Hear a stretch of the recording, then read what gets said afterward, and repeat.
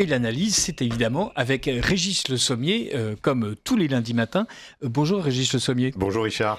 Vous revenez du Congo, d'ailleurs un numéro d'Omerta qui va être en kiosque à partir de mercredi prochain nous rappelle justement que vous êtes allé au Congo et que vous avez découvert une vérité cachée un peu en France. Alors même si Onana, aux éditions de l'Artilleur, publie régulièrement de gros livres sur toute cette région des Grands Lacs, du Kivu, du Congo, voilà, vous êtes allé voir sur place et vous en rapportez un récit terrifiant en quelque sorte. Ouais, terrifiant. Alors Charles Onana, en effet, alerte. D'ailleurs, il est présent dans ce numéro. On ne pouvait pas ne pas l'interviewer et avoir son expertise. Ce qu'on a fait aussi avec Bernard Lugan à propos du Rwanda et qui nous livre un récit historique sur un petit peu la genèse de ce conflit, comment ce conflit est né, pourquoi il perdure, et puis surtout, et nous, ce qu'on a constaté sur place, c'est pourquoi, avec stupeur, une telle horreur qui se passe régulièrement, notamment dans la zone du Kivu et de l'Ituri, là où nous sommes allés, continue à se perpétrer pratiquement dans le silence, parce que quand on regarde les chiffres, c'est éloquent. La guerre en Ukraine a fait, alors on ne sait pas très bien combien de soldats ont été tués, mais peut-être 1 million, dit-on. Mais en tout cas, les populations civiles aussi ont souffert, mais dans les proportions, on va dire, de quelques dizaines de milliers, centaines de milliers peut-être. À Gaza, on est à des comptes macabres qui se chiffrent autour des 60 000 morts.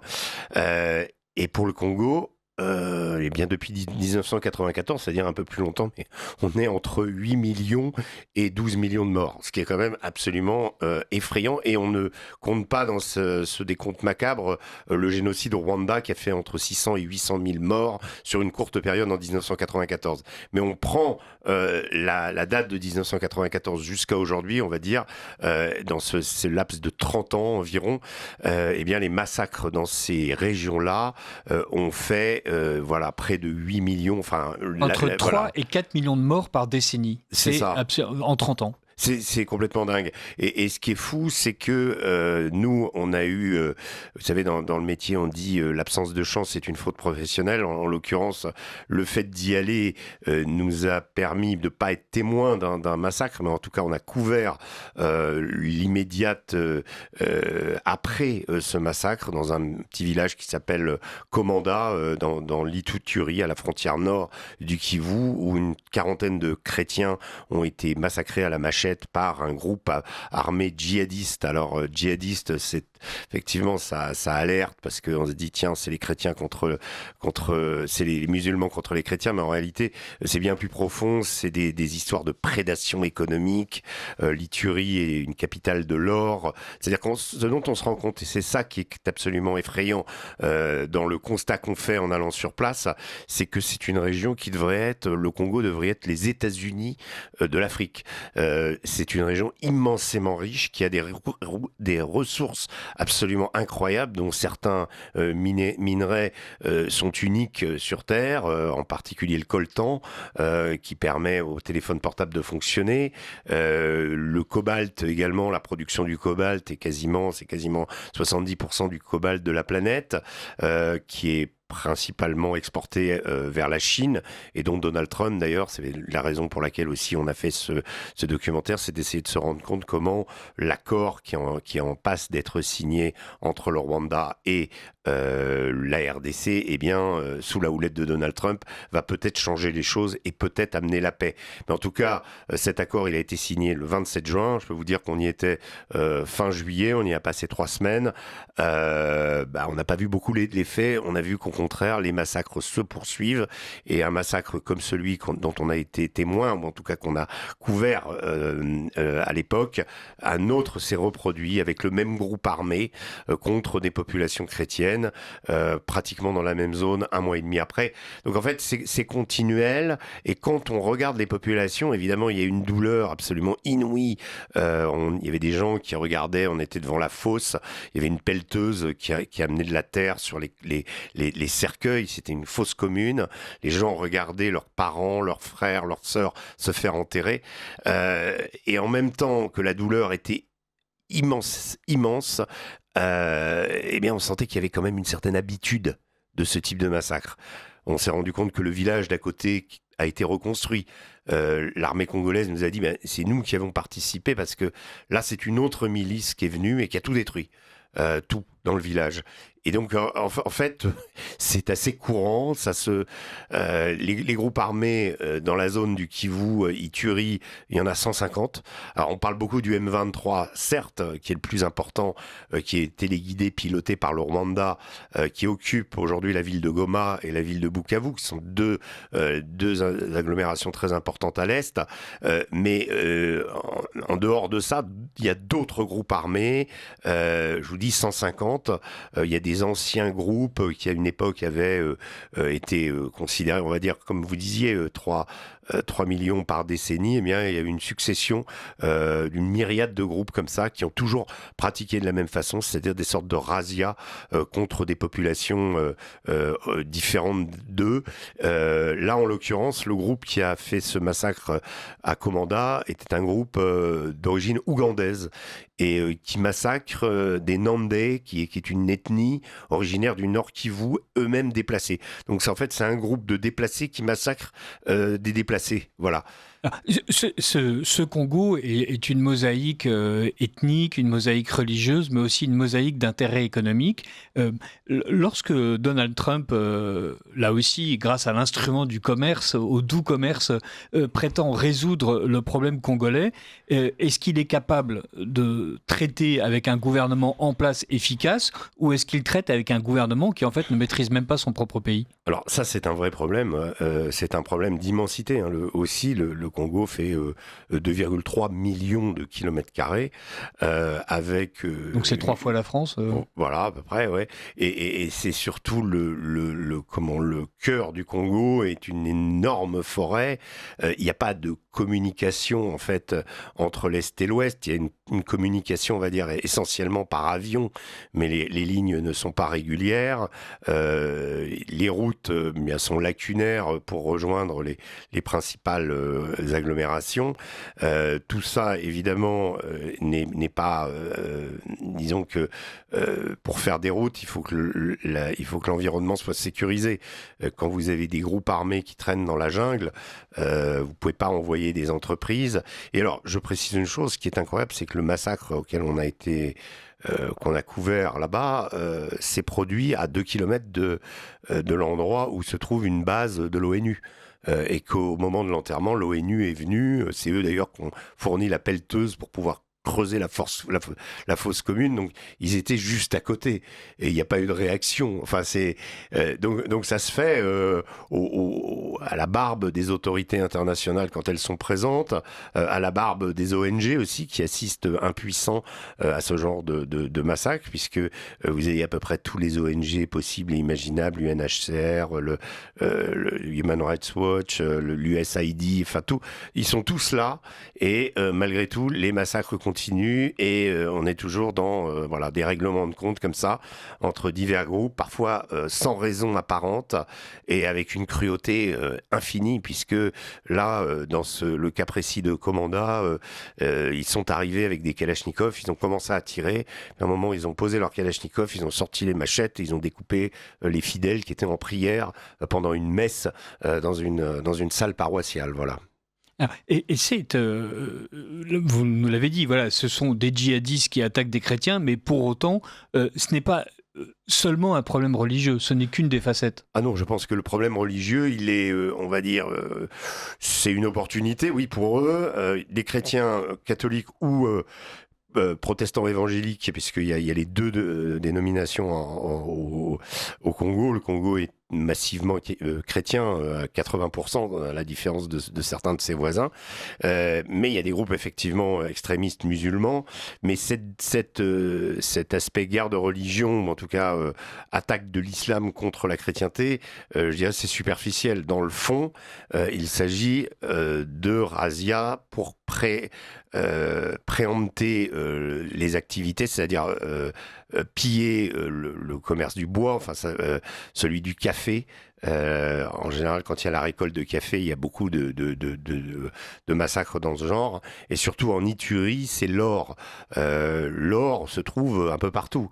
Donc encore une fois, on est dans un endroit d'une pauvreté incommensurable, avec des populations laissées à l'abandon, avec des massacres dans tous les sens. Et pourtant, c'est un des pays les plus riches du monde. C'est là où est le paradoxe, c'est là où il y a un vrai problème.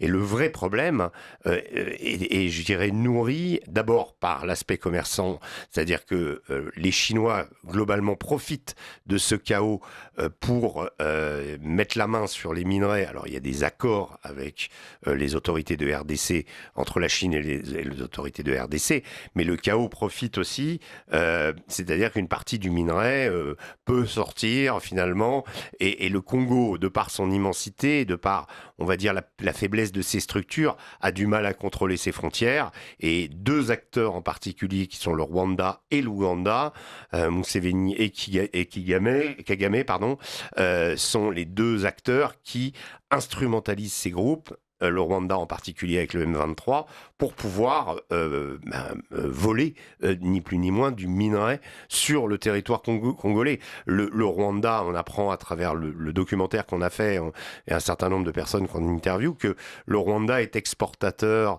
de coltan, par exemple, et ne possède pas ce minerai sur son territoire. Mais il est exportateur quand même. Et donc le coltan apparaît mystérieusement au Rwanda, qui est capable de le vendre. Exactement. Il y a quelque chose qui est fascinant dans cette enquête, c'est la manière dont la communauté internationale est au courant que, parce que les chiffres que vous avancez, 8 à 12 millions de morts, voilà, c'est pas vous qui les sortez là maintenant. Voilà. Ça fait 30 ans que le Congo est en guerre, ça fait 30 ans que la communauté internationale sait que c'est horrible. L'ONU est sur place avec ses casques bleus aussi efficaces qu'à l'ordinaire.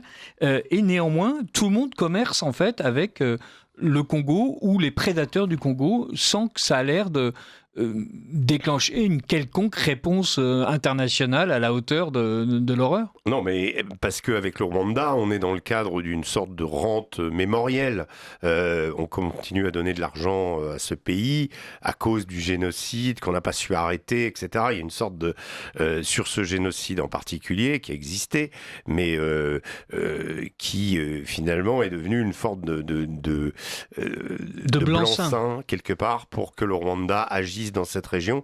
Alors le Rwanda a souvent été d'ailleurs instrumentalisé par les États-Unis comme pierre, on va dire, pierre angulaire d'une stratégie de balkanisation de la région. C'est-à-dire que je parle des États-Unis, époque Clinton principalement, et le legs de cette politique qui est en train de changer radicalement avec Donald Trump, mais pour des raisons de business que je vais expliquer après. En fait, pendant l'époque Clinton, oui, l'idée, d'ailleurs ça se passe après 94, typiquement c'est ce qui va se passer avec la Bosnie, avec le Kosovo, etc., etc.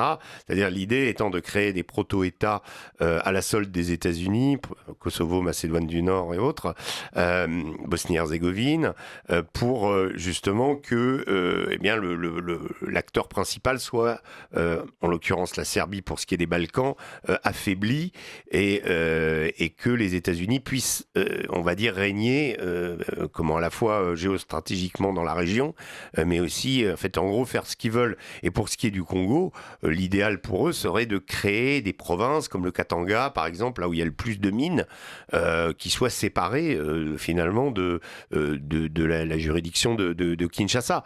Ça les arrangerait, ça arrangerait beaucoup de monde. Ils l'ont fait déjà aussi avec le Sud-Soudan, avec cette création d'un État. Et en fait, cette philosophie-là eh bien, permet finalement de traiter avec des acteurs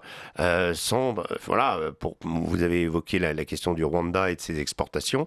Et ce que Trump a constaté, c'est que lui veut jouer la carte du Congo RDC. Alors, même il reste le Rwanda dans l'accord a quand même quelques intérêts et continue à pouvoir prélever du minerai, mais les États-Unis d'ailleurs s'arrogent une partie des minerais du Congo. Donc là il y a l'objectif final, c'est-à-dire l'affrontement avec la Chine. Aujourd'hui, la Chine, c'est 90% quasiment des minerais qui partent côté chinois. On a visité d'ailleurs dans le documentaire et dans le magazine, une mine tenue par les Chinois. C'est assez impressionnant. C'est plusieurs centaines de kilomètres carrés. Alors évidemment, ils participent de la vie locale, ils injectent de l'argent, etc. Il y a un côté mécène, mais si vous voulez, ils prélèvent le cobalt. Le cobalt, ça permet de faire des piles, en particulier pour les véhicules. Je prends souvent cet exemple, mais chaque Tesla contient 10 kilos de cobalt, par exemple. Donc c'est un élément aussi indispensable sur lesquels les Chinois aujourd'hui ont un quasi-monopole. Et donc ça, Trump entend mettre fin à ça. Et donc Trump se dit, plutôt que de m'adresser à d'autres puissances qui, en gros, font évacuer le minerai du Congo, je vais m'adresser au Congo lui-même. Donc c'est une sorte de volte-face qu'ont fait les États-Unis vis-à-vis du Rwanda. Au lieu de s'appuyer sur Kagame pour finalement pénétrer dans l'édifice congolais, il s'adresse directement à Kinshasa. Et donc du coup, les Congolais imaginent, et là, reste à savoir si ça va se concrétiser, parce que je vous dis, l'accord a été signé le 27 juin, nous étions en juillet, on n'a pas vu de concrétisation. Le M23, donc la milice pilotée par le Rwanda, est toujours présente, elle tient toujours les deux localités, Bukavu, Goma, et une partie du territoire du Sud Kivu et du Nord Kivu. Donc ça n'a pas changé.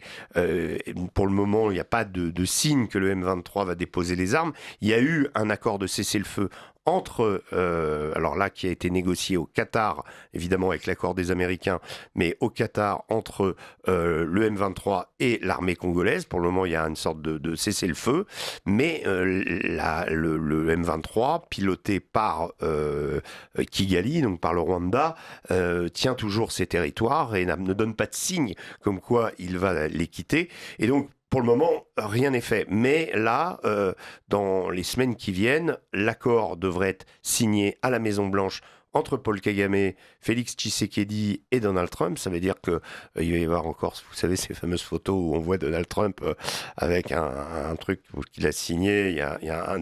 Il l'a fait avec Pachinian et Aliyev, donc l'Arménie et l'Azerbaïdjan, il n'y a pas longtemps. Et Donald Trump, en fait, veut la paix autour du business, quoi. Et il s'est dit, plutôt que de s'adresser à des intermédiaires, moi, je veux m'adresser directement aux producteurs, au Congo. Et donc, quelque part, il renforce la position du Congo qui est affaiblie. Et donc, il y a un immense espoir, justement, que les massacres cessent. C'est ce qu'on nous a répété. C'est-à-dire qu'en fait, étant pas capable, finalement, d'assurer la sécurité et d'expulser les éléments rwandais, les Congolais veulent que les Américains viennent et qu'à travers, justement, cet accord, ils aboutissent enfin à la paix. Est-ce que ça va se produire ? Je n'en sais rien. Et je vous dis, sur place, on n'a pas vu encore de signe de paix. Nous sommes en train, avec Régis Le Sommier, d'évoquer le dernier reportage et le dernier numéro de la revue Omerta, qui paraît en kiosque mercredi prochain, sur Congo, silence, on tue. Et Régis Le Sommier, les États-Unis ont noué un accord commercial. Il y a une différence avec ce que faisaient les États-Unis auparavant. Ils nouaient un accord commercial, ils en profitaient pour envoyer des troupes au sol. Là, Donald Trump noue des accords sans qu'il y ait un appui militaire. Il n'y a pas d'appui militaire. Alors, Donc ça veut dire que le gouvernement congolais se retrouve quand même avec ses 150 groupes armés qui ont l'habitude de se payer sur la bête et qui, évidemment, eux, n'ont aucun intérêt à ce que cette paix se fasse. Oui, évidemment, il y a pas d'accord militaire. Néanmoins, l'armée américaine va quand même aider l'armée congolaise qui, finalement, aujourd'hui, est un peu livrée à elle-même. Ce qui est intéressant, c'est qu'on a vu quand même, on a pu constater la présence de troupes russes, pas des troupes exactement, mais plus ou des mercenaires ou des SMP. Ça, on en a vu. SMP Société militaire privée. Type Wagner, mais qui ne sont pas censés être là, mais on en a vu, voilà. Donc ça, on le relate. Et donc, oui, il y a une sorte on va dire, de bataille qui est en train de se livrer entre la Russie, la Chine, autour de ces zones, de la zone des Grands Lacs, et puis les États-Unis. C'est en toile de fond ce qui est en train de se passer un peu partout dans le monde. C'est la guerre la guerre froide 2.0 avec Russie, c'est ce qu'on appelle the dragon bear, le dragon et l'ours en même temps contre l'oncle Sam, l'aigle. Voilà. Et donc, on va voir comment les choses vont se mettre en place. En tout cas, effectivement, vous avez raison de préciser qu'il n'y aura pas de troupes au sol. Aujourd'hui, c'est une hérésie et Donald Trump a promis de ne plus intervenir de cette manière. Néanmoins, il y aura quand même une aide militaire américaine. Quelle va être son étendue? Quelle va être sa forme? Je ne sais pas encore. Je pense que tout ça est encore embryonnaire. Mais ce qui est intéressant dans cet accord, c'est qu'il est contraignant. Alors, il est contraignant dans certaines limites, mais le président rwandais, Paul Kagame, est impliqué dans l'accord directement. C'est pas on fait un accord avec un proxy, avec un groupe, etc. Et le Rwanda continue à piloter comme il l'a fait. Quand je dis le Rwanda pilote le M23, c'est l'ONU qui le dit. Hein. C'est un rapport qui est paru cet été et qui explique comment, lors de la prise de Bukavu et de Goma au début de l'année, le début de cette année, en janvier, à la fin janvier, l'armée rwandaise a aidé concrètement ce groupe à s'emparer de ces deux localités. Donc c'est quelque chose de clair, d'avéré sur le terrain. Mais il y a eu aussi, alors maintenant l'Ouganda a pris un peu de distance avec ce type d'activité, mais longtemps aussi l'Ouganda a joué ce rôle. Actuellement, l'Ouganda théoriquement, participe à la pacification de la zone de Bunia et de l'Ituri, donc c'est-à-dire juste au nord Kivu, au nord du Nord Kivu, on va dire, et donc joue un rôle, on va dire, plus en faveur de la RDC. Voilà, mais tout ça peut changer très rapidement. Donc voilà, quelles vont être les garanties de sécurité que les Américains vont pouvoir apporter à la RDC va être, je pense, un élément fondamental pour la suite, pour voir si ce type de massacre va s'arrêter et si ces groupes armés vont enfin pouvoir être désarmés ou en tout cas neutralisés. Est-ce que l'Union européenne a une quelconque action dans la région ? L'Union européenne a fait des accords, mais on va dire plutôt traditionnellement en faveur du Rwanda, toujours avec et la France aussi a joué un rôle, ce qui est assez. Alors au-delà de l'Union européenne, moi je pense qu'il y a un vrai enjeu pour la France. Qui a déserté l'Afrique, ou en tout cas s'est fait chasser de certaines zones, en particulier d'Afrique de l'Ouest. Là, il y a, à mon avis, quelque chose à faire. Le président Tshisekedi, que nous interviewons dans le magazine, nous dit la France welcome, revenez, à condition de ne plus nous parler comme vous nous parliez avant. Ça, c'est aussi le problème du paternalisme, du néocolonialisme, de tous ces langages et de toutes ces attitudes que la France, qui peuvent être reprochées à la France aujourd'hui. Mais il y a quand même une chose qui est assez paradoxale, c'est que ce soit les Américains qui amènent la paix là-bas, si paix il y a, que ce soit les Chinois qui exploitent les richesses, que les Américains exploitent les richesses. On est devant le premier pays francophone au monde. Et j'ai toujours trouvé ça incroyable de voyager au cœur de ce pays où j'ai vu que les gens, il y a 250 ethnies, donc avec autant de langues, etc. Mais j'ai vu aussi beaucoup de Congolais qui jouent vraiment le jeu de la francophonie, y compris entre eux. C'est la lingua franca, effectivement, oui. Vous le soulignez, 250 ethnies, des centaines de langues. Oui, et le français, parler français, ça permet de communiquer. Tout à fait, et le français n'a pas perdu de terrain par rapport à l'anglais dans ce pays.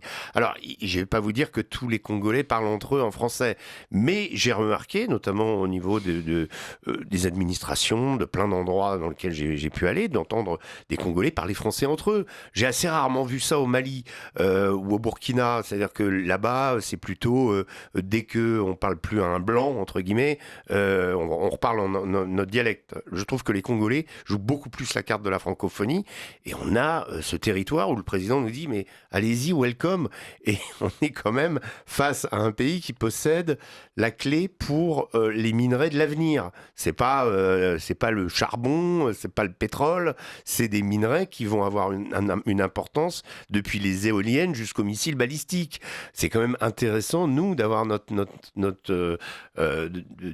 d'avoir peut-être une présence, d'avoir aussi et de nouer des relations. C'est ça qui est assez. Alors, on se souvient que le dernier passage d'Emmanuel Macron à Kinshasa n'a pas laissé que des souvenirs impérissables, mais là encore une fois, il y a des choses, et le président congolais nous dit venez les Français, vous êtes les bienvenus. Voilà. Alors, voilà, j'espère qu'Emmanuel Macron va entendre et qu'il va entendre intelligemment, dire pas comme d'habitude en débarquant, en donnant quelques leçons pourries aux gens Congolais. Est-ce que cette présence française est évidemment, enfin cette présence de la francophonie est forte. Est-ce que la Belgique a encore des traces aussi dans cet immense territoire? Oui, la Belgique avait. Alors, il y a l'occupation de la Belgique du Congo est très contrasté. Ça a été à la fois il y a eu des massacres, des choses d'une cruauté extrême, mais en même temps la Belgique avait vraiment structuré le Congo, des zones comme Lubumbashi, etc. Enfin toutes ces régions, les premières exploitations du Congo ont été faites par les Belges. On rencontre beaucoup de Belges là-bas. D'ailleurs c'est assez intéressant parce que quand je dis francophonie, les Congolais parlent belge. Ils disent 90, 70, et il y a quelques expressions comme ça. C'est assez amusant de tout à coup au milieu d'un village au cœur de l'Afrique de se dire tiens, c'est du belge. Et on retrouve aussi beaucoup d'acteurs belges, beaucoup de gens qui ont encore des affaires là-bas. Il y a beaucoup d'établissements très bien tenus avec des restaurants, etc., tenus par des Belges qui sont restés. Donc oui, effectivement, il y a encore, c'était la référence. C'est eux qui ont structuré toute l'industrie minière, et depuis, finalement, les Congolais avaient repris la suite jusqu'à, en gros, la mort de Mobutu, et ensuite, après, les choses sont quand même, on va dire, après 97, sont parties vraiment à l'ouest, et de façon très négative. Il y a eu les 2 guerres du Congo qui ont été extrêmement meurtrières, et depuis toute une série de conflits dans desquels le pays n'arrive pas à se relever. Dans ce numéro d'Omerta, donc en vente dans tous les bons kiosques comme mercredi, le dossier principal est consacré au Congo, mais il y a d'autres choses.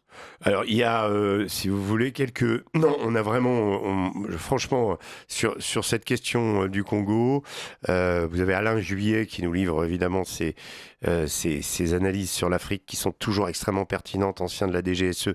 Bernard Lugan, évidemment grand spécialiste de cette région. Charles Onana, qui, bien que franco-camerounais, est un passionné du Congo, et justement nous explique pourquoi il ne comprend pas pourquoi on laisse à l'abandon ce pays depuis si longtemps. Bref, voilà, c'est une alerte, une sorte de projecteur qu'on met sur ce pays, et j'en veux pour preuve l'intérêt que peut susciter le Congo. C'est-à-dire que on a sur le site Omerta, on a mis en accès libre notre documentaire, donc 52 minutes.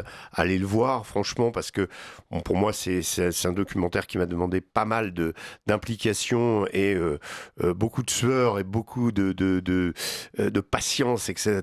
Parce que c'est pas facile de travailler parfois en Afrique, mais en tout cas pour moi c'est vraiment un documentaire dont je suis très très fier. Et je vois les commentaires, on l'a mis il y a une journée, on est à plus de 120 000 vues là déjà, de gens qui sont venus le voir, et beaucoup de Congolais nous disent merci de faire cet éclairage. Je sais que ma consoeur Liseron Boudoul aussi de TF1 a fait quelques sujets là-bas, mais c'est assez rare les journalistes qui vont là-bas, et voilà, donc allez le voir, franchement je pense que ça vaut le détour. Voilà. Merci beaucoup Régis Le Sommier, et nous reparlons de ce reportage avec Charles d'Anjou cette semaine. Merci Régis. Beaucoup.